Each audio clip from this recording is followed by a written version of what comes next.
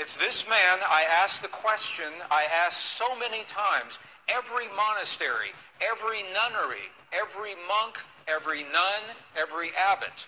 We were in 12 monasteries and 2 nunneries over 22 days. I asked the same question again and again and again, and this is the man that gave me the beautiful answer. And I asked the question, this is the question. I said, when we see your prayers on the outside, what are you doing on the inside?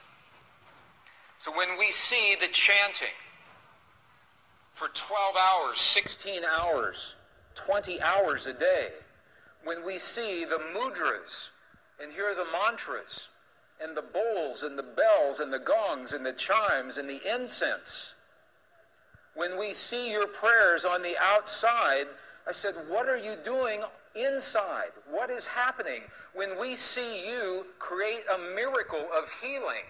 How did you do that? And his answer was this. He said, you've never seen our prayers because a prayer cannot be seen. He said, what you see are the things that we do to create the feeling in our body. The feeling is the prayer. The feeling is the prayer. He's telling us right here. He's telling us in a Tibetan monastery 17,000 feet above sea level in the Himalayan mountains, this man is telling us the secret that was lost in our Christian and Jewish traditions when the edits were taken in from the books. And they practice and they live this. Feeling is the prayer. Then he turned the question around and asked me. He said, how do you do this in your culture?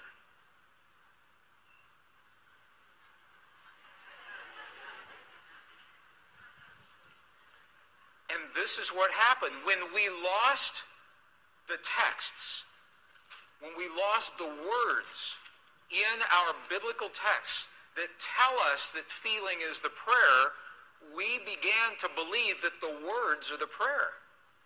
That if we say the right words, the right time of day, or the right number of times, that somehow magically a prayer will happen. And when our prayer is not answered, we become frustrated and we think prayer doesn't work. The words are not the prayers. The feeling is the prayer. You're going to see this 3 times this afternoon. The feeling is the prayer.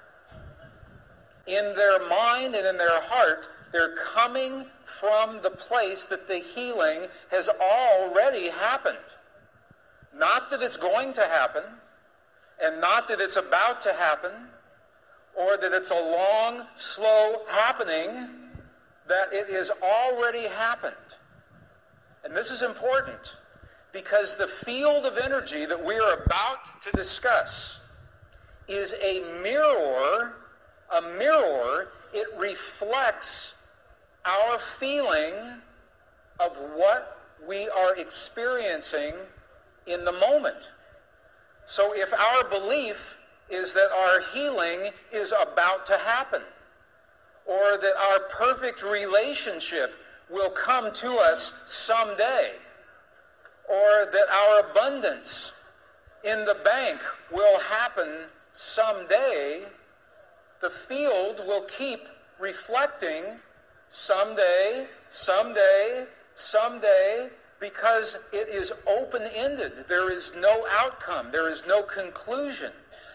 This is a very subtle, very powerful understanding of how this field works.